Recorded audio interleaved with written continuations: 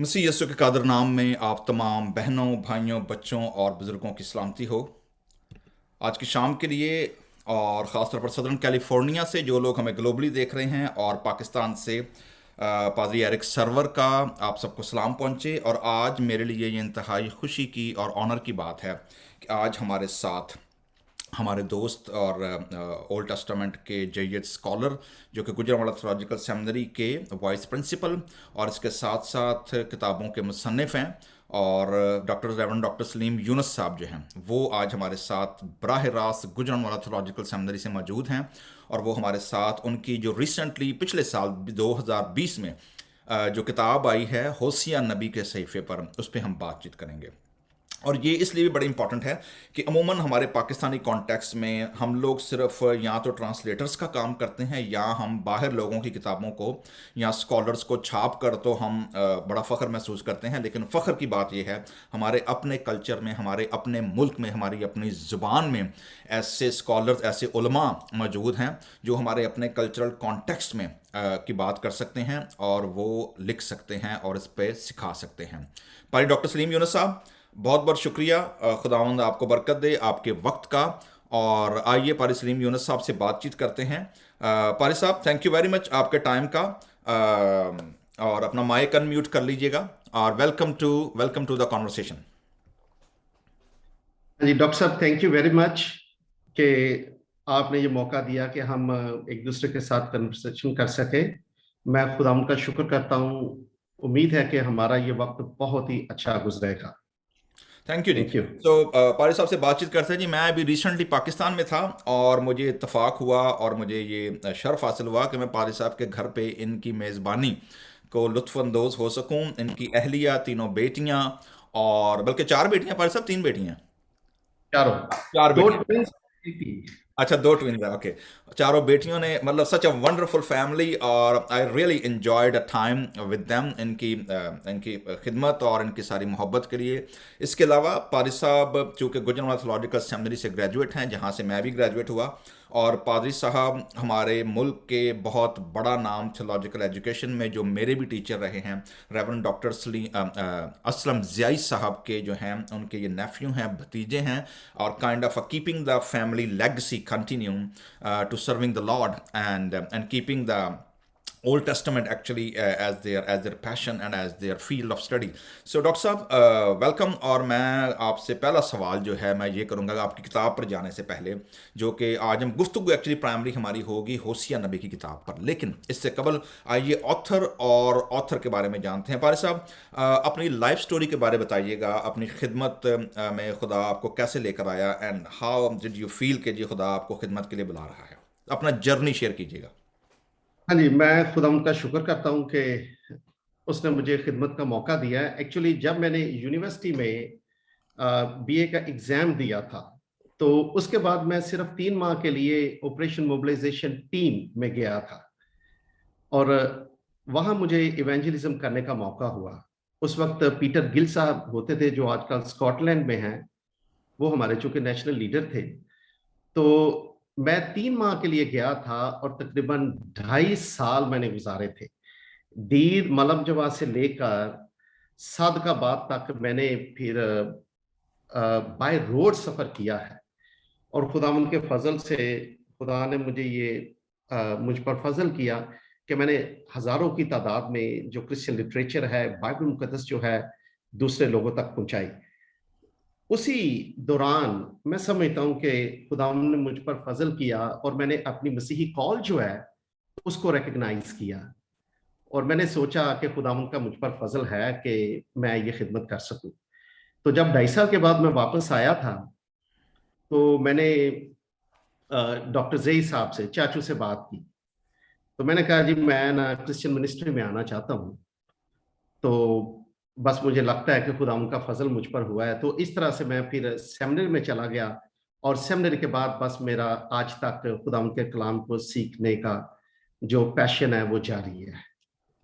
तो ओएम टीम जो है ना, बेसिकली उसके वसीले से मैंने अपनी मसीही बुलाहट को रिकग्नाइज किया और खुदा उनका शुक्र किया कि खिदमत के लिए खुदा ने मुझे बुलाया है। पर साहब थैंक यू वेरी मच, लेकिन क्या आप शेयर करना चाहेंगे कि व्हाट इंस्पायर्ड यू एक्चुअली, आपकी जो तहरीक थी, आल्दो आपने अपने चचा डॉक्टर असलम ज़ियाई साहब का जिक्र किया है, फैमिली में एक आइकॉन और एक एग्जांपल मौजूद थी कि जिसको फॉलो किया जा सकता था, आपकी पर्सनल कॉल भी थी, लेकिन फिर ये जो जर्नी है गुजरांवाला सेमिनरी से लेकर फिर आगे एकेडमिक जर्नी जो है, और फिर एकेडमिक से लेकर एज अ टीचिंग पोजीशन पर आना, ना सिर्फ टीचिंग पोजीशन पे आना बल्कि इस वक्त गुजरांवाला थियोलॉजिकल सेमिनरी का वाइस प्रिंसिपल होना, तो ये सारे सफ़र को आप कैसे देखते हैं और कैसे आप शेयर करेंगे, व्हाट इंस्पायर्ड यू एक्चुअली? इस सारे सफर के पीछे जो है ना, मेरी स्ट्रगल जो है ना, एक ही बात से शुरू हुई थी, और वो ये, क्योंकि मैंने अपने इब्तदाई सालों में पढ़ाई को बहुत ज्यादा नजरअंदाज किया था और मैं खेलने में ज्यादा दिलचस्पी जाहिर करता था। लेकिन जब मैंने फैसला कर लिया कि मैंने पढ़ना है, तो फिर खुदावंद के फजल से मैं पढ़ाई में भी बहुत ज्यादा सीरियस हो गया। जब मैंने ये फैसला किया कि मैंने पादरी बनना है और खिदमत मैंने करनी है, तो मैंने अपने आप से एक वादा किया था कि अगर मैंने खिदमत करनी है तो फिर मुझे ठीक तरीके से करना चाहिए। अगर मैंने पढ़ना है तो फिर मुझे एक अच्छा तालिब इल्म बनना चाहिए। यही वजह है कि मैं 1996 में ग्रेजुएट हुआ था गुजरांवाला थियोलॉजिकल सेमिनरी से, एमडिप के साथ। मैंने कभी पढ़ाई नहीं छोड़ी, मुसलसल पैशन के साथ मैं पढ़ता रहा, और खुदा ने मुझे मौका दिया कि मैं मास्टर ऑफ थियोलॉजी के लिए साउथ कोरिया जाऊं। ओल्ड टेस्टामेंट में मैंने मास्टर ऑफ थियोलॉजी की, और फिर उसी दौरान मैं आके सेमिनरी में पार्ट टाइम पढ़ाता भी रहा, और मैंने अपनी पढ़ाई को जारी रखा था खुदा के फजल से। फिर खुदा ने मुमकिन किया कि मैं 2012 में पीएचडी के लिए जाऊं, और खुदा का शुक्र है कि 2017 में मैं ओल्ड टेस्टामेंट थियोलॉजी में पीएचडी करके वापस आ गया था। तो इस सारे सफर में मैंने एक चीज सीखी है, वो ये कि मुझे दयानतदारी से मेहनत करनी है, और जिंदा खुदा, उसका पाक रूह जो है, वो इस सारे सफर में मेरी राहबरी करेगा और मेरी मदद करेगा। सो मैं पैशन के साथ पढ़ता हूँ, और खुदावंद बहुत ज्यादा फजल करके मेरी मदद करता रहा है आज तक। पर साहब बहुत बहुत शुक्रिया, थैंक यू वेरी मच। और ये मेरे ख्याल में जो हमारे जितने सुनने वाले हैं और जो हमें देख रहे हैं, ये बाद में जो रिकॉर्डिंग भी देखेंगे, ये हमारे लिए एक एग्जांपल है, एक तरह का रोड मैप है कि आज जो लोग जिस पोजीशन पे बैठे हुए हैं, this is not by overnight, उसके पीछे 20-25 साल की स्ट्रगल है, मेहनत है, कॉलिंग है, and a long journey with obedience to the same road जो है, ये बड़ा इंपॉर्टेंट है। आज हम जिस दौर में रह रहे हैं इसमें शॉर्टकट्स बहुत ज़्यादा हैं, फॉरी बहुत ज्यादा। चीज हम लोग everything we want 5G 6G। मैं चूंकि जिस कॉन्टेक्स्ट में रहता हूँ अमेरिका के, मैं वहाँ बात कर रहा हूँ, everything we want to swipe over the night, हम लोग जल्दी जल्दी करना चाहते हैं, but this is not possible. पर साहब चूंकि Gujranwala theological seminary as alma mater for both of us, हमारी मादरे कहना चाहिए कि इल्मी दरसगाह, आप भी वहीं से ग्रेजुएट हुए, मैं भी वहीं से ग्रेजुएट हुआ, एंड आई होप कि we had the same teacher, same faculty, same premises. जिस दौर में मैं आपसे 3 साल बाद में आया, आप 96 में ग्रेजुएट हुए 96 में आप सेमिनरी में दाखिल हुए थे, ग्रेजुएट हो गया था मैं। 96 में आप ग्रेजुएट हो, तो मैं 99 में गया और 3 साल के बाद हमारा बैच आया। लेकिन थोड़ा सा हमें बताएंगे, वी बोथ नो, लेकिन जो हमारे सुनने वाले हैं, देखने वाले हैं, खासतौर पर जो ग्लोबल कॉन्टेक्स्ट में हैं, या they would like to know the inspirational legacy of Gujranwala theological seminary, ना सिर्फ Gujranwala theological seminary, because we both are in the Presbyterian church. तो प्रेस्बिटेरियन चर्च का कंट्रीब्यूशन या हिस्ट्री एकेडमिकली जो है उसकी, क्योंकि मेरा ख्याल है कि वी आर द थर्ड और fourth generation in the same lineage, अगर सेमिनरी की बात करें तो थोड़ा सा इस पर रोशनी डालिएगा कि गुजरांवाला सेमिनरी की हिस्ट्री और फिर प्रेस्बिटेरियन चर्च का जो एकेडमिक कंट्रीब्यूशन है उस पर थोड़ा सा बताइएगा। जहां तक गुजरांवाला थियोलॉजिकल सेमिनरी की बात है, तो जब कभी भी मैं ये कहता हूँ कि गुजरांवाला सेमिनरी, तो मैं कहता हूँ जब गुजरांवाला सेमिनरी की बात हम करते हैं तो हम करते हैं मदर ऑफ द इंस्टीट्यूशंस इन पाकिस्तान, क्योंकि इसने कई इंस्टीट्यूशन को जन्म दिया। तो इसकी तारीख जो है ना, वो पाको हिंद में बहुत लंबी तारीख है। आप देखें कि 1877 में ये senate of the United Presbyterian church of north America के मिशनरी के वसीले से कायम हुई, और अब अंदाजा करें कि तकरीबन 1.5 सदी होने वाली है जब से गुजरांवाला थियोलॉजिकल सेमिनरी जो है یہ ملک پاکستان اور اگر میں کہوں کہ ملک سے باہر بھی اس کا پھل ہم دیکھتے ہیں، یہ خدمت کر رہی ہے.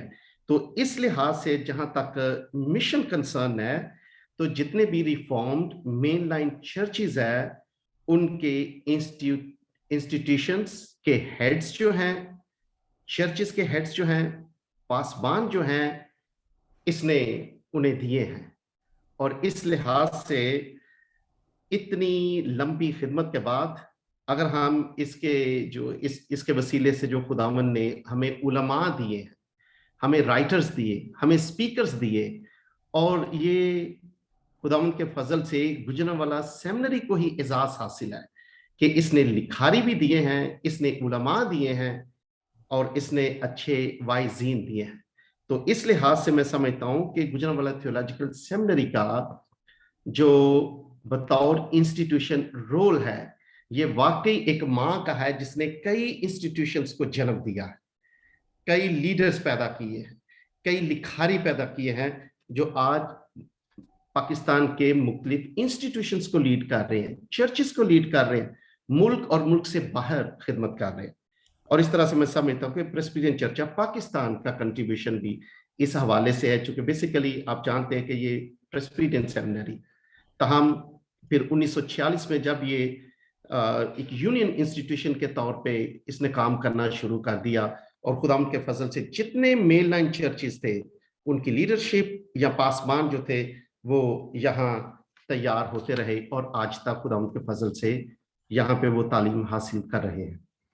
بہت بہت شکریہ پارس صاحب. And no doubt about it, Pakistan کے اندر خاص طور پر پنجابی کرسچینٹی جو ہے اس میں پریسبیٹرین چرچ آف پاکستان کا بہت اہم کردار ہے، اور خاص طور پر اکیڈیمک جو لینیج ہے، جو لیگسی ہے، اس کو ہم کسی طور پر نظر انداز نہیں کر سکتے. جہاں تک جب ہم اکیڈیمک لیگسی کی لینیج کی بات کرتے ہیں پارس صاحب، تو ہمارے پاس اگر ہم شروع کریں، میرا خیال ہے اگر ہم 2 جنریشن پیچھے چلے جائیں تو ڈاکٹر کے ایل ناصر، پروفیسر ڈاکٹر اسلم ضیائی، اور 3rd جنریشن میں ابھی آپ سیم پریمسز میں، سیم انسٹیٹیوشن میں as a O T scholar اور او ٹی پروفیسر کے طور پر آپ موجود ہیں. دلچسپ بات یہ ہے کہ یہ تینوں بڑے نام جو ہیں they belong to Old Testament scholarship. Yes. تو مجھے یہ بتائیے گا کہ عہد عتیق یا ہبرو اسکرپچر جو ہے اس کا ہمارے پاکستان کا جو تھیولوجیکل کنٹور ہے، جو تھیولوجیکل فریم ہے یا کریکلم ہے، اس پر کیا امپیکٹ ہے، اس کی کیا اہمیت کیا ہے؟ پہلے تو جو 2 بڑے جید علماء کا آپ نے نام لیا ہے، ڈاکٹر کے ایل ناصر اور ڈاکٹر اسلم ضیائی صاحب، خداوند کا شکر ہے کہ وہ واقعی ہمارے بڑے زیرک اور جید علماء خداوند میں تھے. تو خداوند نے مجھے بھی یہ موقع دیا کہ میں بھی اولڈ ٹیسٹمنٹ کا طالب علم بنوں. تو میں جب کبھی بھی ان کا نام لیتا ہوں تو آئی آلویز سلیوٹ جو ان کی اکیڈیمک سروسز ہیں، ان کو میں ہمیشہ سراہتا ہوں، اور میری دعا ہے کہ محنت کرتے ہوئے میں ان کے نقش قدم چل سکوں. جہاں تک اولڈ ٹیسٹمنٹ کی بات ہے کہ اس کا امپیکٹ جو ہے ہمارے کلچر کے حوالے سے، تو میں اولڈ ٹیسٹمنٹ کو 2 مختلف پرسپیکٹو سے یہاں دیکھنا چاہتا ہوں. پہلا یہ فرام سوشل، پولیٹیکل، بڑی حد تک، اور کلچرل، کہ اولڈ ٹیسٹمنٹ اس لحاظ سے بہت زیادہ کمپیٹیبل ہے. ہمارے کلچر، ہمارے رہن سہن اور اس طرح کی چیزوں کو اگر ہم لیں تو جب ہم اولڈ ٹیسٹمنٹ پڑھتے ہیں تو ایسے ہی لگتا ہے جیسے انبیاء نے ملک پاکستان میں بیٹھ کے لکھا ہو. ہمارا کلچر جو ہے، ہماری لائف سیٹنگ جو ہے، اور پھر جس طرح سے وہ اپنے کلچر سے تشبیہات، استعارات کا استعمال کرتے تھے، بائبل مقدس میں سادے سے سادہ بندہ پرانے عہد نامے کو پڑھ سکتا ہے اور اس کے پیغام کو سمجھ سکتا ہے، کیونکہ انتہائی کمپیٹیبل جو سیٹنگ ہے اس کے ساتھ.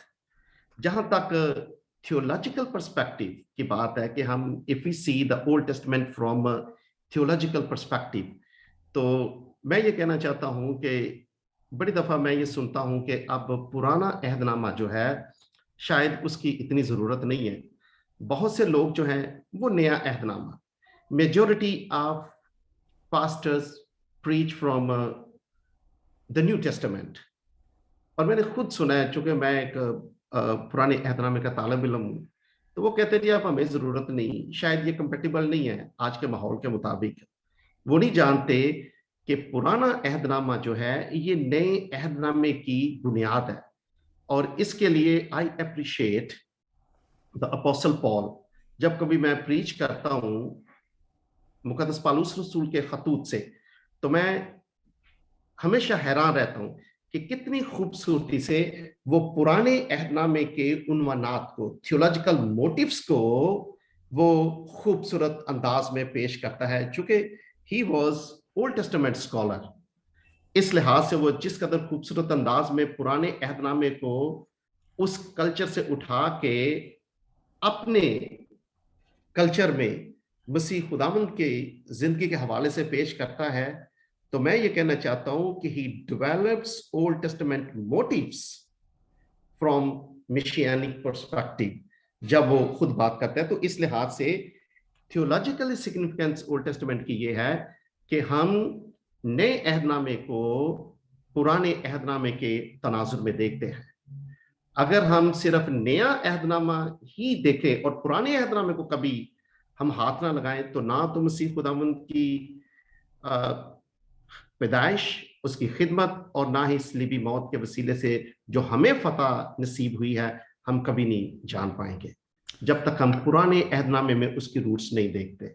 वंडरफुल पर साहब, वेल सेड। और जितने लोग हमारे सुन रहे हैं या देख रहे हैं, ये आपको पता होगा कि पहली 2 से 3 सदियों तक चूंकि हमारे पास बाइबल मुकद्दस की मौजूदा शक्ल नहीं थी, और खुदावंद यीशु मसीह बजाते खुद खुदावंद यीशु मसीह के शागिर्द फर्स्ट सेंचुरी की कलीसिया, दे वर ऑल जूइश, और उनके पास जो स्क्रिप्चर था वो उनके पास हिब्रू और ग्रीक बाइबल थी, जो हिब्रू बाइबल थी जिसका ग्रीक ट्रांसलेशन मौजूद था। नया अहदनामा उस वक्त मौजूद नहीं था।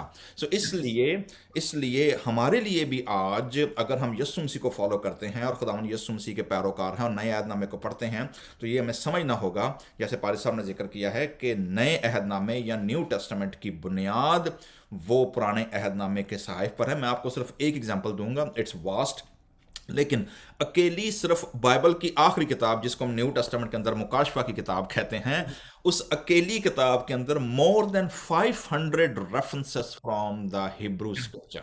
तो आप अंदाजा करें, सिर्फ मुकाशफा के 21-22 बाब 500 रेफरेंस दे रहे हैं, तो बाकी 25-26 किताबें क्या क्या कुछ दे रही होंगी। क्या मैं यहाँ पे ऐड करना चाह रहा हूँ कि खुदावंद यीशु मसीह की जो खिदमत, उनकी पैदाइश और उनकी सलीबी मौत और फतह जो है, all these have been interpreted within the framework of all the Old Testament prophecies. बिल्कुल। सुपारी साहब, हम किताबों में चूंकि बात कर रहे हैं, और इस वक्त हम आज आपकी किताब पे बात करेंगे, चूंकि हम अहद अतीक में दाखिल हो गए हैं अब। तो अहद अतीक में तकरीबन इतने बड़े बड़े जिससे हम कहते हैं कि तौरा के बाद हिकमती अदब है, हिकमती अदब के बाद नबूवती अदब में जब हम आते हैं, तो नबूवती अदब में यसाया नबी बहुत बड़ा नाम, फिर यर्मिया इतनी बड़ी किताब, देन डैनियल, फिर उसके बाद हम हिस्कियल और फिर दानियल में आते हैं, and then we meet Hosea, जो कि जिन्हें हम माइनर या 12 नबियों की जो सहीफा है तुमार है, उसमें पहला नबी है। So what inspired you to write down on the book of Hosea? मतलब क्या, किस चीज़ ने मोटिवेट किया, या इसके पीछे वजह क्या थी कि आपने होजिया की किताब का चुनाव किया इसकी तफसीर के लिए? एक्चुअली इसके लिए मैं शुक्रगुजार हूँ सियालकोट कन्वेंशन का, चेयरमैन सियालकोट कन्वेंशन और जनरल कमेटी पादरी आरफ, पादरी साबर और दूसरी सारी कमेटी जो थी।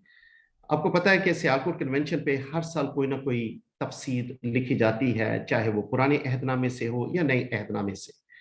तो होशिया की किताब थी, और मैं शुक्रगुजार हूँ कमेटी का कि उस वक्त अभी मैं पीएचडी करके लौटा था, तो उन्होंने कहा जी कि अगर इस पे सलीम लिखेगा तो इट विल बी ग्रेट। तो मैं शुक्रगुजार हूँ सियालकोट कन्वेंशन जनरल कमेटी का, जिन्होंने मुझे कहा, और मैंने फिर खुदा के फजल से कोशिश की और होशिया पे तफसीर लिखी। तो इस लिहाज say that was the inspiration. Okay, thank you very much. जो लोग नहीं जानते जी, सियालकोट कन्वेंशन अगेन जिस तरह Gujranwala theological seminary is the mother of theological institutions, इसी तरीके के साथ प्रेस्बिटेरियन चर्च का एक और तोहफा, गिफ्ट कह लें आप, रिफॉर्म ट्रेडिशन का या प्रेस्बिटेरियन मिशन का, वो है Sialkot convention. It's called the mother of conventions. More than 100 and पारी साहब अगर मैं गलती ना करूं तो 100 से कितने 19वां साल, साल हो जाना है। कितना है? 119वां साल, 18वां 119वां 19वां साल, साल। ओके जी। 119 ईयर्स इस साल हो जाएंगे 2022 में, और ये हाँ हर जी। साल सितंबर के लास्ट वीक में सियालकोट के मकाम पर होती है। अगर आप नहीं गए आज तक तो ज़रूर जाएं। और हम हमारी ये इस प्रोग्राम के तवज्जो से सियालकोट कमेटी से, कन्वेंशन कमेटी से गुजारिश भी है। मुझे वैसे बड़े लोगों ने कहा जी कि कमेटी को कहो कि उथे कोई थोड़ा जिहा ना लोगों का रहन बहन का इंतजाम कर दें। होपफुली खुदावन ने चाहा तो थिंग्स आर कमिंग, और सियालकोट कन्वेंशन 100 सालों में मजीद बेहतरी की तरफ जाएगी, बिल्कुल। और लोगों को मजीद वहाँ बेहतरी की सहूलियात मैसर हो सकेंगी, जो कि दूर दराज से, जैसे कराची से लोग जाते हैं या और बड़े बड़े दूर से लोग आते हैं जो ओवरनाइट स्टे करते हैं, उनके लिए। एनीवे, सो ज़रूर जाइएगा। It's a pure traditional desi convention and you will like it and see the feel and the spirit of a century old tradition on to that convention. Okay ji, so किताब की तरफ आते हैं। और चूंकि होसिया की किताब जो है ये नबूवती अदब का हिस्सा है, it's a profit, it's a prophecy, it's a prophetic literature जिसके अंदर इसको दिया गया है। और नबी हमारे यहाँ, मैं चूँकि इस वक्त सदर्न कैलिफोर्निया के कॉन्टेक्स्ट में हूँ, जिस चर्च को मैं पैस्टर करता हूँ, हमारे पास इंडियन लोग भी हैं, हमारे पास पाकिस्तानी लोग भी हैं, और इसके साथ साथ एक और अहम जो यहाँ पर बड़ा कल्चरल चीज़ है, वो है बहुत सारे प्रॉफिट्स पैदा हो गए हैं, जो कि मुख्तलिफ किस्म की, अब मैं हिंदी टर्म यूज़ करने लगा हूँ, उसे वो कहते हैं कि भविष्यवाणी करना। और वो भविष्यवाणी करते हैं, वो जनाब लोगों के मुख्तलिफ जो उनकी प्रैक्टिकल नीड्स होती हैं उनके बारे में, वो लोगों को बहुत सारे हैं जो मैनिपुलेट भी करते हैं। तो पारी साहब, नबूवत और नबी, और क्या कहना चाहिए कि जो नबूवती लिटरेचर है उसके बारे में बहुत सारे लोग इबहाम का शिकार हैं, कन्फ्यूजन का शिकार हैं। तो जब आप अहद अतीक की नबूवत को या नबी के ऑफिस को जब आप डिफाइन करते हैं, तो उसको आप कैसे डिफाइन करेंगे? और old testament office, how it connect और हाउ इट कंटिन्यू और how it disconnect with the context of Jesus claim कि नबूवत जो थी वो यूहन्ना बपतिस्मा देने वाले पे ख़त्म हो गई है। तो ये जो ट्रांजिशन है, इसको आप थोड़ा सा डिफाइन करेंगे हमारे सुनने वालों के लिए, देखने वालों के लिए? हाँ जी, जहां तक नबूवत के हवाले से है तो बाइबल मुकद्दस के इस खास ब्लॉक या हिस्से में जिसमें हम नबूवत पढ़ते हैं, जितने भी अंबिया हो गुजरे हैं, पहली बात तो ये है कि they were always called by the Lord himself. खुदावंद ने बजाते खुद उन्हें बुलाया है। और आपको पता है कि जब कभी वो कलाम शुरू करते तो इब्रानी जुबान में वो हमेशा इस फ्रेज से शुरू करते हैं, दिब्रे अदोनाई, या वो युमर एलोहीम, खुदावंद फरमाता है, और this is what the Lord says. तो जब कभी वो कलाम करते थे, पहली बात वो वाजे करते थे कि this word has come to them from the Lord. That is first is important for a prophet, कि खुदावंद उसको बराह रास्त बुलाए। दूसरा ये कि जब वो कलाम करता है तो वो खुदावंद के नाम से कलाम करता है और वो वाजे करता है।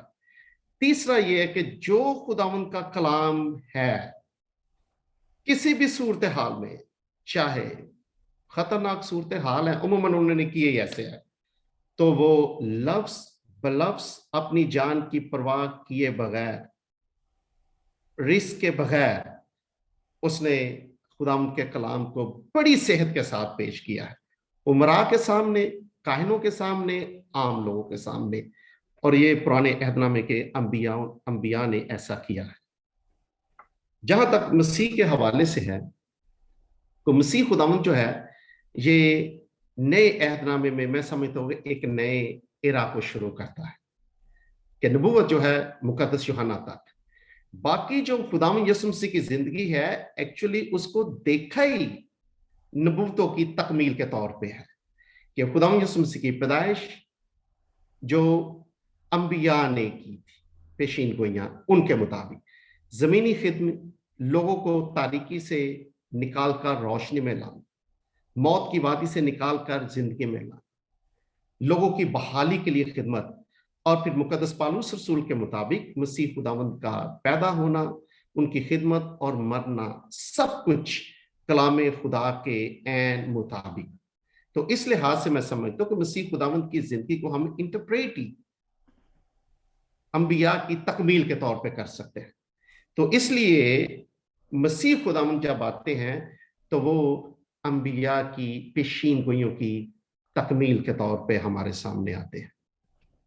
जी, थैंक यू। सो जो लोग सुन रहे हैं जी, ये आपने देखा कि पुराने अहदनामे का नबूवती ऑफिस जो है, टेक्निकली अगर देखा जाए तो यीशु मसीह के क्लेम के मुताबिक जॉन द बैप्टिस्ट तक रहा, और फिर उसके बाद जो तकमील है, फुलफिलमेंट है, वो खुदावंद यीशु मसीह की ज़ात में हुई है। और मैं इसमें मुकाशफा 19वें बाब की आयत कोट करना चाहूँगा, जिसमें यूहन्ना आरिफ ये बयान करता है कि यीशु मसीह की गवाही नबूवत की रूह है।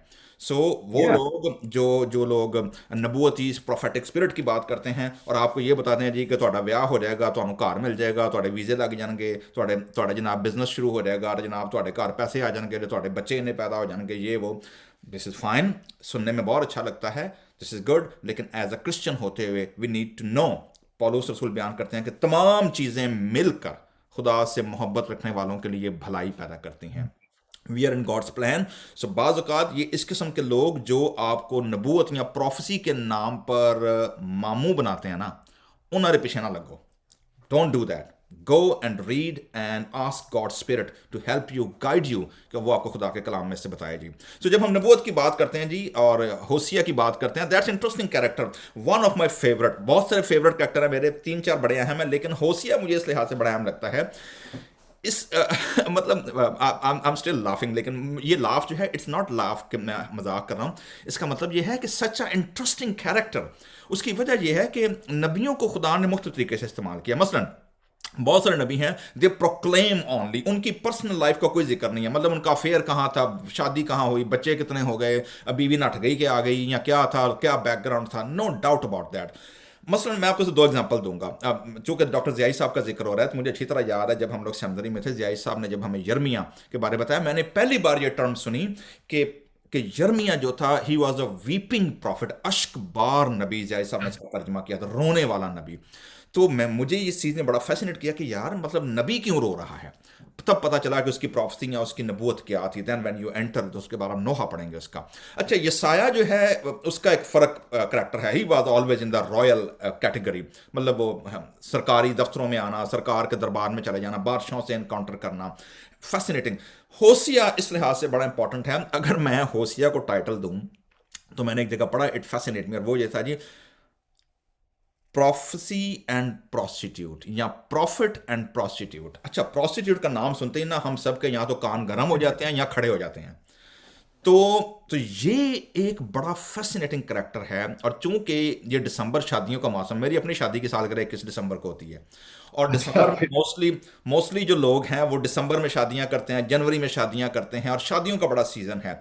होसिया नबी की शादी जो है, होसिया नबी की जो लाइफ है, होसिया नबी का जो खानदान है, दैट्स फैसिनेटिंग। तो पारी साहब, होसिया नबी बहैसियत खुदा का खादम और उसकी life as a practical demonstration for the relationship with God's people, इसके बारे में आप जब होसिया नबी के करैक्टर पर बात करते हैं, तो होसिया की किताब को जब आप हरमेन्यूटिकली देखते हैं या जब आप उसको इंटरप्रेट करते हैं, तो इसका आपने जो तरतीब मैंने जो देखा था आपकी किताब में है, आपने उसको बतौर नबी, फिर उसका पैगाम, फिर उसका अदबी तर्ज तहरीर, और फिर इब्रानी मतन को, फिर मुखातबीन जो है आपने उसको एड्रेस किया है। तो अगर आप इसकी आउटलाइन हमें बताना चाहें या इसका मैसेज शेयर करना चाहें, तो how do you narrate that? अच्छा, आउटलाइन पे आने से पहले इसकी जो मेन डिवीजन है ना, अगर मैं उसकी बात करूं तो होसिया की किताब को उलमा जो है 2 बुनियादी हिस्सों में तकसीम करते हैं। पहले 3 अबवाब जो हैं ये उसकी खानदानी जिंदगी पर रोशनी डालते हैं, और उसमें बनी इसराइल के लिए भी वाज़ेह तौर पे पैगाम है। पहले 3 अबवाब में जो शादी का इस्तारा है, दैट इज वेरी मीनिंगफुल, चूंकि वो पुराने अहदनामे के अहद के तनाजुर में इस्तेमाल हुआ है, जिसमें एक खास पर्सपेक्टिव से rest of the books of the minor prophets जो है उनको पढ़ने के लिए मैं कह रहा हूं कि अगर आप क्रोनोलॉजिकली देखें तो होसिया की किताब को पहले नंबर पे नहीं होना चाहिए। इसको पहले नंबर पे इसलिए रखा गया है चूंकि थीम के हवाले से। एक तो ये है कि इसमें जो कोवेनेंट है that is main dominant theological motive. तो मुसन्निफ ने हमें एक लेंस दिया है ताकि उस लेंस से ना सिर्फ होसिया की किताब बल्कि बाकी की जो माइनर प्रॉफिट्स पर मबनी किताबें हैं ना, सहाइफ हैं, हम उन सबको इस लेंस से देखें। क्योंकि बनी इसराइल और जिंदा खुदा के ताल्लुकात बेहतरीन अंदाज में अगर हम बयान करें तो दैट इज कवर्नेंटल फ्रेमवर्क, जिसमें बनी इसराइल जिंदा खुदा के लोग और खुदामंद उनका खुदा, जिसमें किसी तीसरे की गुंजाइश नहीं थी। इसीलिए फिर शादी का इस्तारा जो है इस्तेमाल हुआ है कि होसिया नबी जो है वो एक अच्छे वफादार खावंद की हैसियत से जिंदा खुदा की नुमाइंदगी करता है, जबकि कौम बनी इसराइल बिलखुसूस जो बनी इसराइल की शिमाली सल्तनत के लोग थे वो एक बेवफा बीवी।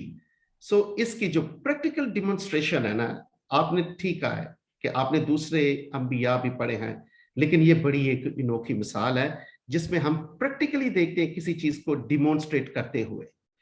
तो मैं कह रहा, इसमें मैंने अपनी किताब में लिखा है कि होसिया जब अपनी खानदानी जिंदगी की फ्रस्ट्रेशन में से गुजर रहा था, जब वो इस कर्ब से गुजर रहा था कि मोहब्बत और वफादारी के बावजूद अगर आपको कोई रिजेक्ट करता है, नफरत और बेवफाई से उसका जवाब देता है, तो आपके दिल पर क्या गुजरती है। तो मुकद्दस होसिया जो है इस लिहाज से वाज द बेस्ट प्रॉफिट कि वो जिंदा खुदा के दिल के दर्द को समझ सके और फिर बयान कर सके, क्योंकि वो अपने खानदानी हालात, इस तरह के खानदानी हालात में से गुजर रहा था। तो इसमें एक और बुनियादी चीज है कि why the book of Hosea has been put first in the minor prophets, और वो ये है कि इसमें लफ्ज जो है शुभ, जिसका मतलब है मुड़ना, लौटना, वापस आना, और फिर मुरादी मानी जो है तौबा के हैं। ये तकरीबन 20 मर्तबा या इससे ज्यादा इस्तेमाल हुआ है, और इसी से फिर नाउन या लफ्ज बरगश्तगी निकला है। सो ये किताब जो है इसी के वसीले से खुदा ने पैगाम दिया है, और वो है मोहब्बत का पैगाम, मुआफी का मद। होसिया जिन अयाम में अपनी नबूवत का आगाज करता है, आप जानते हैं कि वो बनी इसराइल की शिमाली सल्तनत की तबाही के आखिरी साल थे। सो नबी चिल्ला चिल्ला कर उन्हें तौबा की, खुदा उनकी तरफ लौटने की दावत देता है ताकि वो तबाही से बच जाएं। सो इस लिहाज से मैं समझता हूं कि उसकी शादी का इस्तारा जो है, जिसमें वो खुदा की मोहब्बत का, मुआफी का, किसी चीज, खोई हुई चीज को वापस लाने का जो आला नमूना उसने पेश कर दिया है ना, ये मेरे और आपके लिए जिंदा खुदा की अजीम मोहब्बत को एकदम से वाज़े अंदाज में पेश करता है। थैंक यू पारिक साहब। सो इस आपकी इसी बात से आगे बढ़ते हुए मैं ये कहना चाह रहा था कि एक और बड़ा इंटरेस्टिंग इसमें एस्पेक्ट है, वो ये है कि मोस्टली हम देखते हैं कि होसिया यसाया के बारे दर्ज है जी कि यसाया का बैकग्राउंड क्या था। यर्मिया के बारे साफ लिखा है उसका बाप कौन था, he was from the priestly order. John the Baptist जो आखिरी नबी है उसके बारे लिखा हुआ है कि उसका बाप काहिन था, जकरिया। लेकिन होसिया की पर्सनल लाइफ के बारे में नहीं पता चलता। सो आप के ख्याल में was he from a priestly family और was he from a royal family, और या फिर ये कोई एक आम लेमैन था जिसको खुदा ने नबी होने के लिए बुलाया? क्या ख्याल है आपका? उलमा की इसके बारे में 3 आरा हैं, लेकिन कोई इसमें हतमी नहीं है। और वो जो आरा इस्टेब्लिश कर रहे हैं वो उस किताब में से जब वो पढ़ते हैं तो अपनी आरा जो कायम करते हैं। पहले ये کہ جس قدر خوبصورت انداز میں مقدس ہوسیہ نے اپنے پیغام کو مؤثر بنانے کے لیے، اپنے آڈینس کے ذہن پر اثر کرنے کے لیے، اس نے اپنے ارد گرد کے ماحول سے جو تشبیہات کا استعمال کیا ہے، استعارات کا استعمال کیا ہے، مثلا وہ نیچر سے، وہ زراعت سے تعلق رکھنے والی چیزوں کا جب استعمال کرتا ہے تو بہت سے لوگ یہ کہتے ہیں کہ جس قدر خوبصورت انداز میں اس نے اپنے ارد گرد کے ماحول سے فطری عوامل کو لے کے اپنے پیغام کو جاندار اور پرکشش بنایا ہے، ایسے لگتا ہے کہ وہ عام دیہاتی فیملی سے تعلق رکھتا تھا۔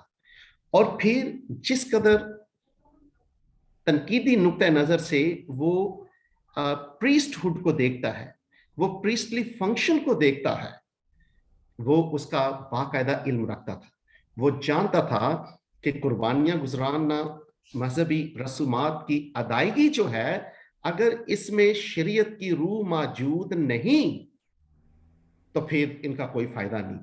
تو جس تنقیدی نقطہ نظر سے اس نے پریسٹ ہوڈ کو دیکھا اور تنقید کی، جتنا وہ اس کے بارے میں علم رکھتا تھا، علماء کی کچھ تعداد یہ کہتی ہے کہ اگر یہ سب کچھ دیکھا جائے تو ایسا لگتا ہے کہ وہ کسی پریسٹلی فیملی سے تعلق رکھتا تھا۔ اور دوسرا پھر یہ کہ کچھ لوگوں کا خیال ہے کہ شاید وہ باضابطہ سرکاری نبی تھا، جس قدر وہ علماء اپنے سیاسی ماحول کے بارے میں علم رکھتا تھا، اپنے ارد گرد کے ماحول سے واقف تھا، وہ جانتا تھا کہ بنی اسرائیل کی پولیٹیکل سچویشن کیسی ہے، وہ اپنے ارد گرد کے لوگوں کے بارے میں جانتا تھا۔ سیاسی ماحول کے حوالے سے میں بات کر رہا ہوں تو بہت سے لوگ یہ کہتے ہیں کہ وہ ایک سرکاری نبی تھا جو دربار سے وابستہ تھا، لیکن میری اوپینین اس میں بڑی سادہ ہے، وہ یہ کہ چاہے وہ وہ پریسٹلی فیملی سے ہو، وہ زراعت کے پیشے سے تعلق رکھتا ہو یا سرکاری نبی، کوئی حتمی رائے نہیں، لیکن ایک بات یقینی ہے کہ مقدس ہوسیہ جو ہے وہ اپنے ارد گرد کے ماحول سے بخوبی واقف تھا۔ وہ کہانت کہ جب ہم بات کرتے ہیں تو ہم شریعت کی بات کرتے ہیں، خداوند کے کلام کی بات کرتے ہیں، وہ جانتا تھا کہ خداوند کا کلام کیا ریکوائر کرتا ہے۔ محض وہ قربانیاں نہیں، محض عیدیں نہیں، اگر ان میں شریعت کی روح نہیں ہے تو کوئی قربانی، کوئی عید اور اس طرح کا تہوار بے معنی ہو سکتا ہے۔ تو اس لحاظ سے میں کہہ سکتا ہوں مقدس ہوسیہ ایک ایسا شخص تھا جو آج کے موجودہ پاسبانوں کے لیے بہت بڑا چیلنج ہے۔ ہمیں اپنے ارد گرد کے ماحول سے واقف ہونا چاہیے کہ واٹس ہیپننگ اراؤنڈ اس۔ ہمیں اپنا جو پولیٹیکل سسٹم ہے اس سے ویل اویئر ہونا چاہیے، because we are preaching every Sunday to our people جو اسی کلچر میں رہتے ہیں۔ اس لحاظ سے ایک پادری کو ویل اکوپڈ ہونا چاہیے اپنے ارد گرد کے ماحول سے۔ ہمیں مذہب کے بارے میں پتہ ہونا چاہیے، ہمارے چرچز میں کیا ہو رہا ہے، ارد گرد کیا مذہبی نقطہ نظر سے ہو رہا ہے، ہمیں اس کا پورا علم ہونا چاہیے۔ تو تھینک یو اس ویری لحاظ مچ، آپ نے بڑا اچھا اس کا ایکسپلین کیا ہے۔ اور چونکہ آپ کی کتاب کا تعلق یا ٹائٹل جو ہے وہ ہے گاڈس لو، اچھا اب یہ جو لو ہے نا یہ اتنا بازاری ہو گیا ہے کہ مطلب اس کے جو اصلی معنی ہیں وہ اور اس کی جو سیکریفیشل آسپیکٹ ہے وہ ٹوٹلی طور پر نگیٹ ہو گئی ہے۔ اب ویسے بھی اگلے مہینے وہ ویلنٹائن ڈے آنے والا ہے تو لو جو ہے وہ بڑا اچھل اچھل کے ہر جگہ پر آ رہا ہوگا، لیکن جو میں آپ کے سامنے بتانا چاہتا ہوں کہ دیر از اے ڈفرنس۔ اب یہ میک ڈونلڈ والے ہیں، یہاں پر لکھا ہوتا ہے جی I am love in it, ٹھیک ہے نا؟ اچھا وہ اوپر سے لوگوں نے اج کل کھانے تو پھر جہاں بندہ ہے نا کھانا تو او آئی لو دس فوڈ، اور جہی شے نو لو کرتے ہیں کھا جاتے ہیں۔ سو یہاں پر جو ہوسیہ ہے اس نے بڑا عجیب، مطلب میں آنیسٹلی مطلب I am talking about now from mainly perspective, اگر مجھے خدا کہتا نا کہ جا کر تو پروسٹیٹیوٹ نہ بیاہ کر لے، میں تو ٹوٹلی انکار کر دیں، میں کہ خدا میرے واسطے گل نہیں، کسی ہور نوں لے لے، سچی بات ہے۔ I am not gonna buying that, ٹھیک ہے نا؟ مطلب to be very honest from a mainly, from a culturally, from our perspective, ٹھیک ہے نا؟ مطلب ہو گو جو ریڈ لائٹ ایریا اور جا کے اتنے بیاہ کرے۔ ہوسیہ مطلب حیران کن بات ہے، میں اس بندے پر حیران ہوں، مطلب اوبیڈینس کی حد کر دی ہے اس نے۔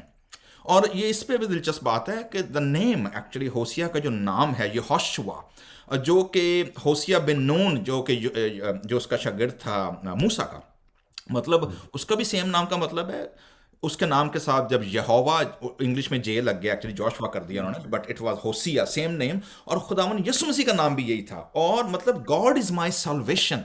تو Yes. سلویشن کے پلان کو، ریڈمپشن کے کانسیپٹ کو بیان کرنے کے لیے اس بندے نے وفاداری کی، فرما برداری کی حد کر دی ہے. مطلب no man can reach to that level جس پہ ہوسیا نبی پہنچا ہے. مطلب پہلے باب کی دوسری عدد میں پڑھنے لگا ہوں، لکھا ہے جب خداوند نے شروع میں ہوسیا کی معرفت کلام کیا تو اس کو فرمایا انٹرسٹنگلی، جا Yeah, کہ ایک بدکار بیوی، مطلب کہاں جا، ریڈ لائٹ ایریا میں جا، پروسٹیٹیوشن کے ایریا میں جا، وہاں پر ایک بدکار بیوی اور بدکاری کی اولاد. مائی گاڈ، مطلب حیران کن بات ہے، مطلب بیانڈ ایکسپیکٹیشن.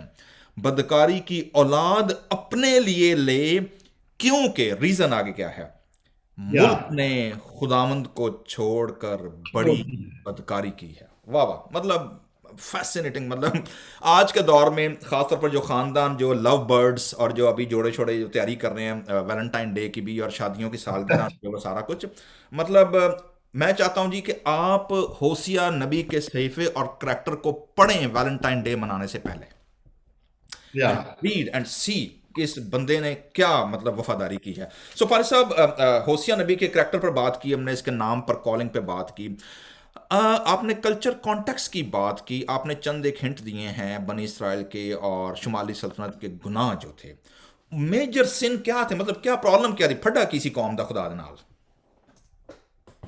میں نے جو پہلے بات کی تھی کہ جو پروفٹس پڑھنے کا ایک لینس ہے نا، دیٹ شوڈ بی کووننٹ.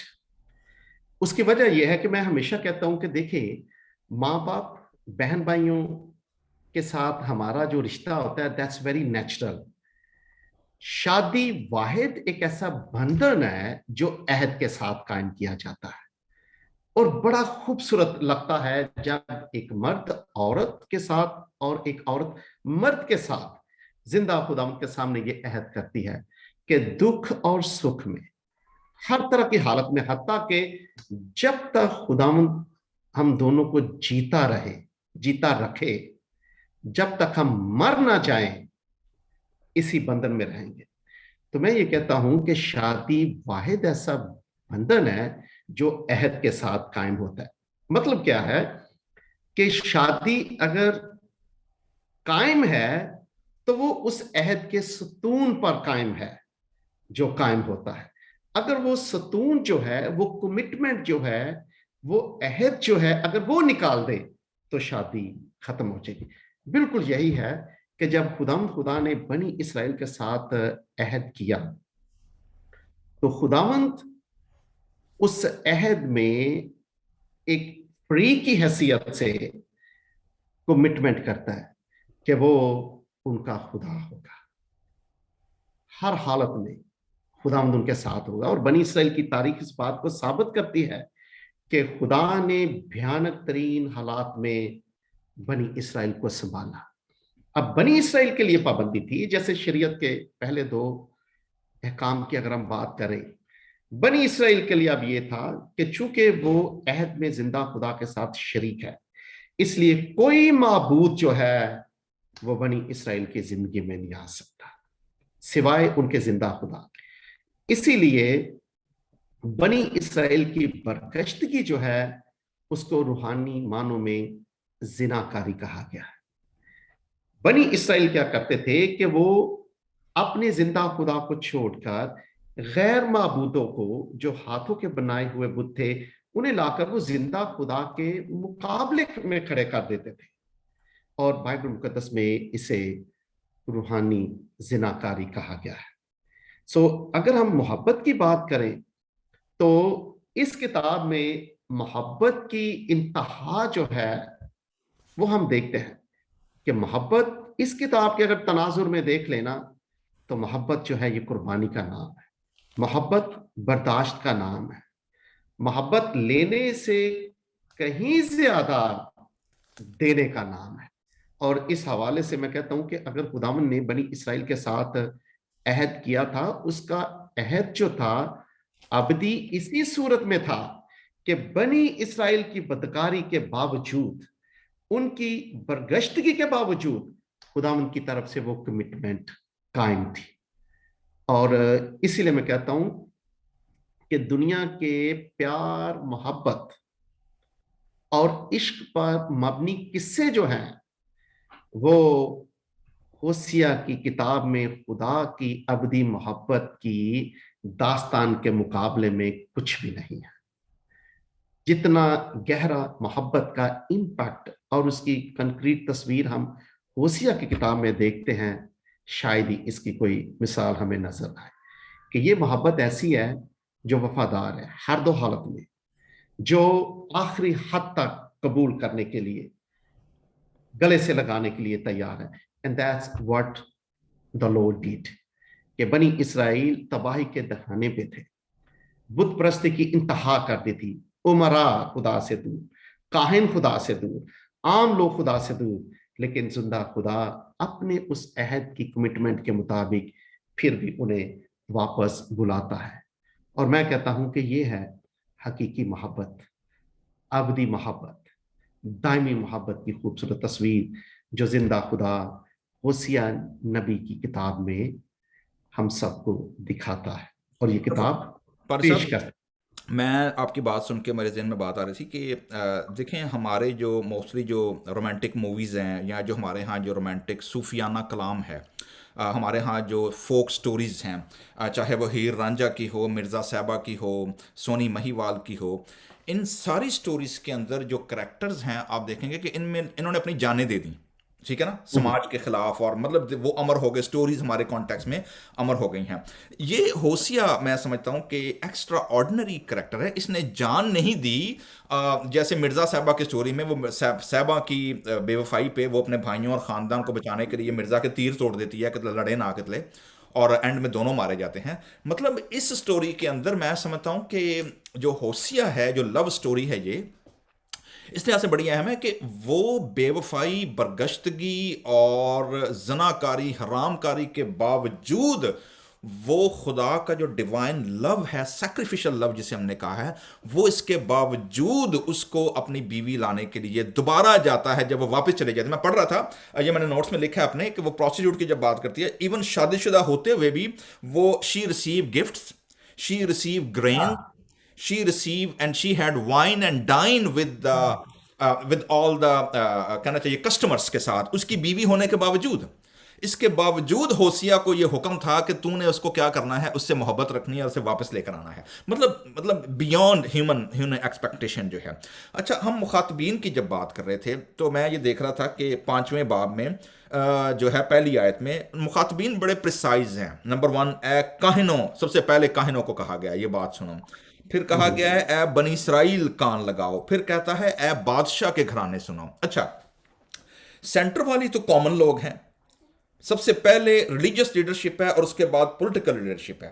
اچھا، میں چونکہ سب سے پہلے یہاں پر وہ کاہنوں کو ایڈریس کرتا ہے، تو میں اور آپ چونکہ سیم کہنا چاہیے پیٹی پراواں ہی، تو یہ جو کاہنوں کی کرپشن ہے، اس سے مجھے یاد آ گیا، پھر میں آپ کا کمنٹ لوں گا اس کے اوپر. وہ ایک ان دنوں گانا ہے، میرے بچے بڑا، وہ بی ٹی ایس، جو نوجوان سن رہے ہیں نا، ان کو پتا یہ B T S Korean group کیا ہے.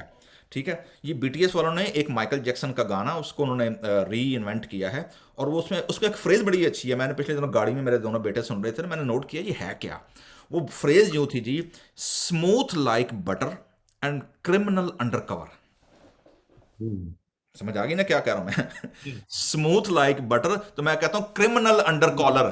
کئی نے جڑے کرمنل انڈر کالر بڑے نے. تو یہ جو کاہنوں کو کرٹیسائز کیا ہے ہوسیہ نے، تو آپ نے چونکہ آپ کی آؤٹ لائن میں نے دیکھا اس کے مخاطبین میں، how do you see that address and that critique in our Pakistani context? دیکھیں جی، جو کاہنوں کی ذمہ داری تھی نا، عبرانی زبان میں ایک ورب استعمال ہوتا ہے، دیٹ از شمر، ٹو پروٹیکٹ، ٹو گارڈ. یہ ہماری گفتگو زیادہ لمبی نہ ہو جائے، ورنہ جب خدا نے आदम और हवा को ये जिम्मेदारी दी थी, आदम को जिम्मेदारी दी थी कि वो बागे अदन की रखवाली करे और उसकी बागबानी करे। तो इब्रानी जुबान में दो वर्ब्स इस्तेमाल हुए हैं जी, वो है आबद और शामर। शामर जो है ये प्रोटेक्शन, खुदा की हजूरी, इसको हैकल कहने या बागे अदन। And of course to me बागे अदन जो है ये इस रोए जमीन पर पहली हैकल थी, जिसमें आदम जो था he was serving as a priest. So आदम की ये जिम्मेदारी थी जिंदा खुदा की इबादत करना, लअबद लशमर एंड टू प्रोटेक्ट। बड़े लोग इसको कहते हैं जी गल्ला बानी। भाई ठीक है, खुदा ने आदम को सिर्फ कोई रंबाई तो नहीं था पकड़ा दिया। इट हैज थियोलॉजिकल मीनिंग और कनोटेशन। जब खुदावन ने काहिनों को मुकर्रर किया था ना, तो यही दो वर्ब इस्तेमाल हुए हैं उनके लिए। जब कहानत का हम कहते हैं इंस्टीट्यूशन कायम हुआ था, the same verbs have been repeated here with reference to the service of the priests. तो इस लिहाज से मैं कहना चाहता हूं कि काहिन जो है they have been appointed to protect the sanctity of God's presence. फिर वो शरीयत के तहफ्फुज के लिए मुकर्रर किए गए। हम पासवानों की जिम्मेदारी ये है कि हम खुदावंद की पाकीज़गी के और उसके कलाम की सेहत जो है उसको प्रोटेक्ट करें। That's why we have been appointed. काहिनों की जिम्मेदारी है कि मार्फत को वो महफूज रखे, वो खुदा के कलाम की। तो इस लिहाज से मैं समझता हूं कि काहिनों की बड़ी सख्त जिम्मेदारी थी कि वो खुदा के कलाम को सेहत के साथ दूसरे लोगों तक पहुंचाए। लेकिन होसिया नबी के जमाने में और मुकद्दस यर्मिया के जमाने में खुसूसियत के साथ, दूसरे बेशक हम अंबिया में पढ़ते हैं, बिलखसूस काहिन जो थे वो अपने इस ऑफिस से बहुत ज्यादा बेवफाई कर चुके थे। दुनियावी माहौल इर्द गिर्द का जो बनी यहूदा का था या बनी इसराइल का था, शिमाली सल्तनत, वही उनका था। सो जहां पे बात है ना, महज काहिनों की ये जिम्मेदारी नहीं थी कि वो कुर्बानियां चढ़ाएं या मजहबी त्योहारों में दूसरों को लीड करें। उनकी बुनियादी जिम्मेदारी ये थी कि अगर कुर्बानियां, जैसे मैंने पहले कहा है, खुदावंद की शरीयत के बगैर है, खुदा शिनासी के बगैर है, अदमे मार्फत का की वजह से वो ये सब कुछ कर रहे हैं, ये वो नहीं जानते कि खुदावंद का कलाम इसके बारे में क्या फरमा रहा है।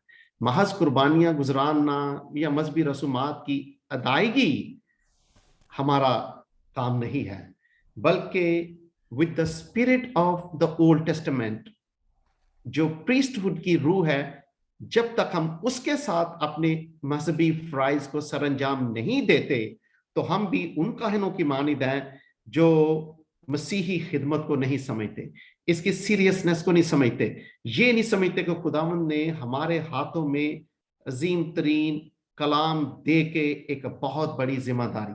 तो मैं ये कहता हूं कि जितनी बड़ी इज्जत खुदा ने काहिनों को दी थी, उतनी बड़ी जिम्मेदारी भी थी उनकी। जितनी आज हमें खुदा ने इज्जत दी है कि खुदा उनका कलाम हमारे हाथों में है, उतनी ज्यादा जिम्मेदारी भी हमारे कंधों पे है। इसलिए हमें पुराने अहदनामे की रोशनी में, अब तो नया अहदनामा भी आ गया, अगर उस खिदमत में खुदा का पाक रूह हमारे साथ नहीं या उसके मुताबिक हम खिदमत नहीं करते, तो मेरा ख्याल है हम भी उन काहिनों की मानिद हैं जो इसकी सीरियसनेस को नहीं समझते थे। जी, थैंक यू भाई साहब। ये नहीं आपने इतना बड़ा सक्सिंक्ट किस्म का इसको कमआउट किया। हम लोग वाइंड अप कर रहे हैं इस कॉन्वर्सेशन को, और जो मुझे समझ आई है वो ये है कि काहिनों की जो हिपोक्रेसी थी, जो उनकी जो रियाकारी थी, उसको खुदा ने एड्रेस किया है। اس کے ساتھ ساتھ قوم کی جو بت پرستی تھی اس کو خدا نے ایڈریس کیا ہے. اس کے ساتھ ساتھ جو پولیٹیکل کرپشن تھی، الائنسز تھے، ملٹری ان کے جو الائنسز تھے خدا کو چھوڑ کر، اس کو انہوں نے ایڈریس کیا ہے. اور بڑی دلچسپ بات یہ ہے کہ خداوند یسوع مسیح نے خود ہوسیہ نبی کو فقیوں اور فریسیوں کے ساتھ کانورسیشن ڈائلاگ کرتے ہوئے یوز کیا ہے. اور جو حوالہ کوڈ کیا ہے وہ میں آپ کے سامنے پڑھ دیتا ہوں. ہوسیہ 6 باب کی 6 آیت ہے. یہاں پر لکھا ہوا ہے کہ میں شروع سے پڑھنے لگا ہوں. 4 آیت سے لکھا ہے کہ کیونکہ تمہاری نیکی صبح کے بادل اور شبنم کی مانند جلد جاتی رہتی ہے، اس لیے میں نے ان کو نبیوں کے وسیلے کاٹ ڈالا ہے اور اپنے کلام سے قتل کیا ہے، اور میرا عدل نور کی مانند چمکتا ہے. اور یسوع مسیح نے فقیوں فریسیوں کو کیا کہا تھا کہ جاؤ اور جا کر اس کے معنی دریافت کرو. کوٹ 6 آیت کہ میں قربانی نہیں بلکہ رحم پسند کرتا ہوں اور خدا شناسی کو سوختنی قربانیوں سے زیادہ چاہتا ہوں. یس. یہ جو تو میں جی کریے. Please continue. ہاں نہیں بولیں بولیں. میں صرف ایڈ یہ کرنا چاہتا ہوں کہ اگر ہم پروفیٹک لٹریچر پڑھیں، بہت زیادہ زور جو ہے وہ سوشل جسٹس پہ دیا گیا ہے، چونکہ ہماری تورات، ہماری شریعت کا عملی ثبوت جو ہے وہ سوشل جسٹس ہے. اور مقدس آموس نے بہت زیادہ تنقید کی ہے اس بات کو. اور یہ آیت جو آپ، چونکہ اب ہم یہ ٹیکسٹ پڑھ رہے ہیں 6 باب کی 6 آیت جو ہے، اس میں یہی ہے کیونکہ میں قربانی نہیں بلکہ رحم پسند کرتا ہوں اور خدا شناسی کو سوکنی قربانیوں سے زیادہ چاہتا ہوں. جب میں کہہ رہا تھا نا قربانیاں بغیر شریعت کی روح کے، تو میرا یہی مطلب تھا کہ محض قربانی نہیں، خدا نے بنی اسرائیل کو یہ بھی حکم دیا تھا کہ کس طرح سے آپ نے اپنے ہم نفس انسانوں کے ساتھ خدا کی محبت شیئر کرنی ہے، خدا کا رحم اور ترس آپ نے شیئر کرنا ہے. تو دے فیلڈ ان دس فیلڈ. ہاں جی بالکل. Thank you. Please continue. اور میں آپ کی اس بات سے ایگری کرتا ہوں کہ قربانی نہیں، قربانی means worship. When we offer it's a part of worship, ٹھیک ہے. لیکن ایسی ورشپ جس میں خدا شناسی، خدا کے بارے علم نہیں ہے. And this actually apply to singers and writers and authors. کہ یہ جتنے ہمارے گیت اسی اننے واہ گیت کرنے ہیں. اور آج کل تو ہمارے ہاں پاکستان میں، میرا چونکہ سبجیکٹ ہے یہ چرچ میوزک اینڈ ورشپ کا، تو جو اسپرٹ اینڈ ٹروتھ پادری صاحب جو بات کر رہے ہیں نا کہ شریعت کی روح جو ہے، سامری عورت کو یسوع مسیح نے یہی چیلنج دیا تھا کہ تم جسے نہیں جانتے اس کی ورشپ کرتے ہو، اس کی پرستش کرتے ہو. ہم یہودی جسے جانتے ہیں، ہیڈ نالج، انسپریشن، انڈرسٹینڈنگ خدا کے بارے ہونا، یہ بہت امپورٹنٹ ہے. ہم بغیر تھیولوجی کے، بغیر کلام کو سمجھے، گیتوانوں انے واہ جو مرضی شاعر کے لیے بیٹھا ان پڑھ کے سمجھا جو مرضی لکھ دے، ہم لوگ اسے گا دیتے ہیں. اور یہ وہ تھیولوجی ہے جو عام لوگ اڈاپٹ کر لیتے ہیں. وہ سمجھتے ہیں کہ جو گیتوں میں ہم گا رہے ہیں یہ تھیولوجی ہے. نو، جو کلام میں ہے وہ تھیولوجی ہے. وہ گیت جو کلام کی روح سے، کلام کی تحریک سے لکھے جاتے ہیں، they come a part of worship. Otherwise آپ لوگ ڈسٹریکٹڈ ہیں، آپ لوگ غلط تھیولوجی گا رہے ہیں. اور بہت سارے لوگ اسی سے چیزوں کو اخذ کرتے ہیں. پر ایسا وائنڈ اپ کرتے ہیں، گناہ آ گئے، ڈیمونسٹریشن آ گئی، نبی نے بول دیا. What is the message? Hope کیا تھی بنی اسرائیل کے لیے؟ ہیلنگ تھی اس میں یا نہیں تھی؟ یا ان کے لیے امید کیا تھی ہوسیہ نبی کے وسیلے سے؟ میں سمجھتا ہوں کہ ہوسیہ کی کتاب جو ہے نا، اس کا آغاز جو ہے وہ عدالت کے پیغام کے ساتھ ہوتا ہے، لیکن اگر ہم اس کا اختتام دیکھیں تو یہ بڑا خوبصورت ہے. یہ حیات نو کا پیغام ہے، یہ بحالی کا پیغام ہے. And definitely that was for the remnant. وہ جو بقیہ تھا، وہ جو ان دکھوں میں دوسرے شریر لوگوں کے ساتھ دکھ اٹھا رہا تھا، انہوں نے کبھی بھی امید اپنی لوز نہیں کی کسی بھی دور میں. تو اس لحاظ سے میں کہتا ہوں کہ اس کی اگر ہم 14 باب کی 4 آیت لے، جہاں سے اس کتاب کا پھر مضمون لیا گیا ہے، میں ان کی برگشتگی کا چارہ کروں گا، میں کشادہ دلی سے ان سے محبت رکھوں گا کیونکہ میرا قہر ان پر سے ٹل گیا ہے. اور آگے کی آیات اگر پڑھیں تو اس میں ایک بار پھر خوبصورت تشبیہات اور استعارات کا استعمال کیا گیا ہے کہ بے شک اس کتاب کا آغاز جو ہے یہ عدالت کے پیغام کے ساتھ ہوتا ہے، لیکن ایمانداروں کے لیے اس وقت اور آج امید یا حیات نو کا پیغام قلم بند کیا گیا ہے۔ میں یہ کہتا ہوں کہ عدالت ہمیشہ انسان کے اپنے گناہ کی وجہ سے ہے، لیکن بحالی اور نجات جو ہے یہ خدا کی پاک ذات سے آتی ہے۔ یہ خدا کا میرے اور اس وقت بنی اسرائیل کے لیے منصوبہ تھا اور آج بھی ہے۔ سو اگر ہم اس بات کے کنکلوژن کی بات کریں تو دیٹ از ویری ہوپ فل۔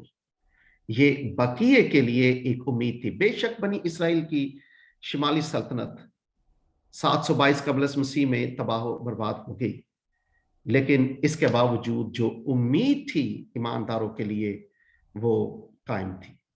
تو میں سمجھتا ہوں کہ اس کتاب میں بار بار ہم خداوند کی محبت کا بیان پڑھتے ہیں، خدا بطور پیار کرنے والے باپ کے طور پہ بنی اسرائیل کی بے وفائی کے باوجود میں سمجھتا ہوں کہ خداوند کی محبت میں کمی نہیں آتی۔ اور اس کتاب کا یہی خوبصورت پیغام ہے کہ آخری لمحے تک زندہ خدا ہماری واپسی کا انتظار کرتا رہتا ہے، وہ اپنے بازو کھولے ہمارا انتظار کرتا رہتا ہے۔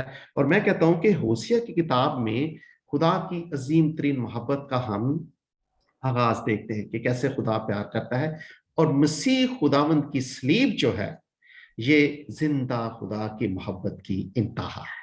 محبت کا بیان ہم مقدس ہوسیہ کی کتاب میں پڑھتے ہیں، لیکن اس کا نقطہ عروج جو ہے وہ ہم مسیح خداوند کی صلیب پر دیکھتے ہیں، جہاں خداوند نے پھر انسانیت کو بچانے کے لیے اپنے رحم، ترس، فضل اور محبت کی ساری حدود کو عبور کر لیا، اور پوری دنیا کے لیے اس نے اپنے بیٹے کے وسیلے سے کفارہ دے کر اپنی لازوال محبت کی اعلیٰ مثال قائم کر دی۔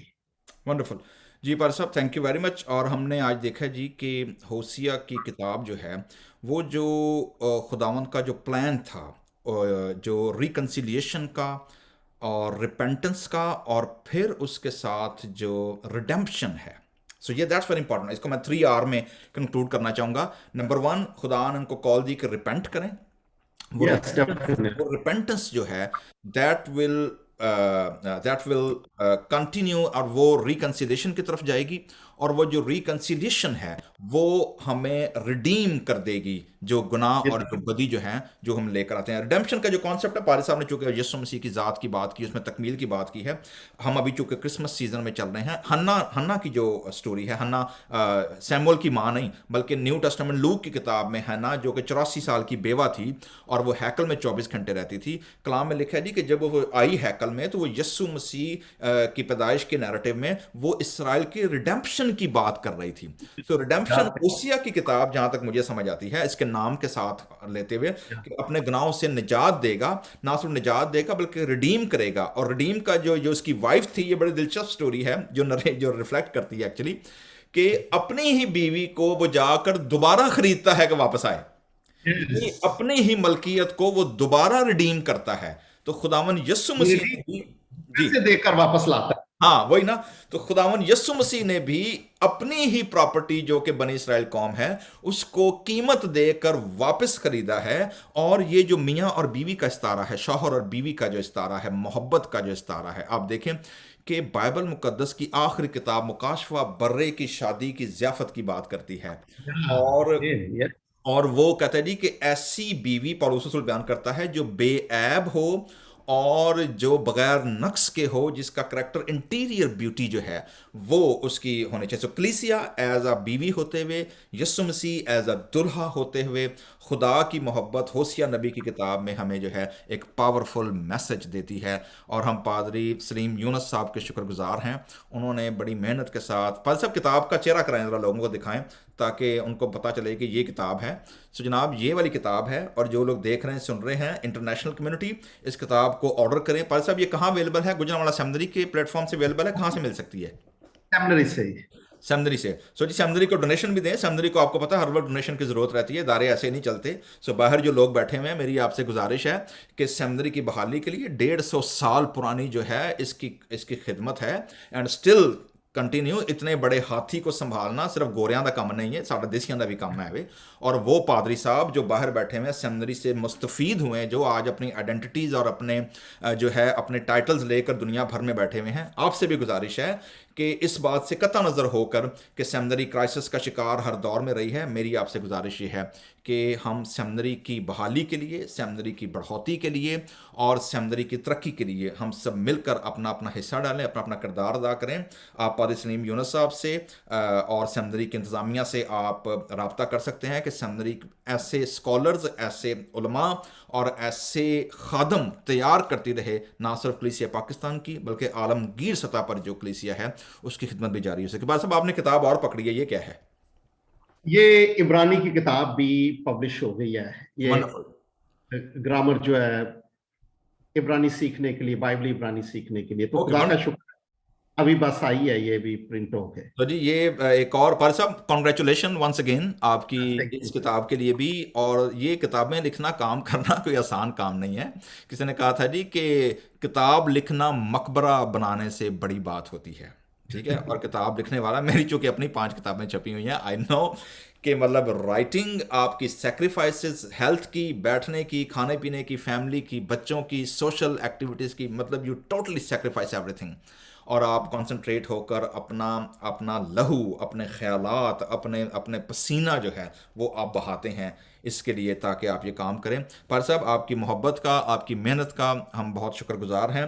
होसिया नबी की किताब में से जाते जाते जो होप और हीलिंग है, रिपेंटेंस है, रिकन्सिलिएशन है और रिडेम्पशन के पैगाम के साथ, पर साहब आप कलीसिया पाकिस्तान को और नौजवानों को और जो पादरी साहबान हैं उनको आप अगर बताना चाहें, मसीहियों को, कि जी मैसेज क्या है होसिया की किताब का, तो वो क्या है? सादगी से यही है कि खुदावंद इनको प्यार करता है और इनके लिए जिंदा खुदा ने हमेशा की जिंदगी, बहाली और खुशहाली का मंसूबा रखा है। तो कलीसिया पाकिस्तान के लिए यही पैगाम है कि हम उस खुदा को प्यार करें, उसके वफादार हों, उसके आइन के मुताबिक चलें, जो हमसे बहुत प्यार करता है, जो हमेशा हमारी बेहतरी, हमारी भलाई चाहता है, और यही उसका हम सब के लिए मंसूबा है। थैंक यू दुआ वेरी करें कि वफादार रहें जी, इसके साथ। थैंक यू वेरी मच पारी साहब। खुदा से वफादार रहें, अपनी अपनी बीवियों, अपने अपने शौरों से वफादार रहें और अपने अपने ख़ानदानों और घरानों और कलीसियों के साथ वफादार रहें, ताकि खुदावंद आपको बरकत दे। और इस ब्रोकन मैरिज की जो स्टोरी है, इसका जो नैरेटिव है, जो डेमोन्स्ट्रेशन है मेरे अजीज़ों, जैसे पारी साहब ने कहा, खुदावंद यस्सु मसीह में इसकी तकमील हुई है। और ये मेरे और आपके लिए चैलेंज है, हम इस दुनिया में रहते हुए हम अपने ख़ानदान, अपने अपने लाइफ पार्टनर और अपने ख़ानदान के साथ, अपने कलीसिया के साथ कितनी कुर्बानी और कितनी वफादारी के साथ रह सकते हैं। खुदावंद आप सबको जनवरी के महीने में और फरवरी के महीने में, जब आप वैलेंटाइन डे मनाएं, होसिया की किताब और होसिया जैसी मोहब्बत करने की फजल दे, जो कि खुदा की इलाही मोहब्बत का अक्स है। खुदावंद आप सबको बरकत दे। Thank you very much. Thank you very much, Dr. Saab. May the Lord bless you.